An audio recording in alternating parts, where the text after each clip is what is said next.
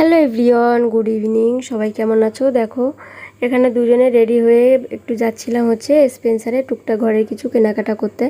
তা আমার বাড়ির সামনে 2 মিনিটের রাস্তা আছে স্পেন্সার, ওখানে গেছিলাম টুকটাক কিছু ঘরের প্রয়োজনীয় জিনিস কিনতে। এটা দেখে আবার অনেকে মন্তব্য করতে পারে, বাবা ঘরের টুকটাক জিনিস কিনতে আবার স্পেন্সারে যেতে হয়। তা হ্যাঁ, আমি মনে করি যে নর্মাল দোকানেও যে দাম নেবে এখানেও সেই একই দাম, যেটা প্যাকেজিং থাকবে সেই একই সেম দাম নেবে। আরও বরঞ্চ নর্মাল দোকানে যেটা না পাওয়া যাবে এখানে হয়তো সেই জিনিসটা পাওয়া যেতে পারে।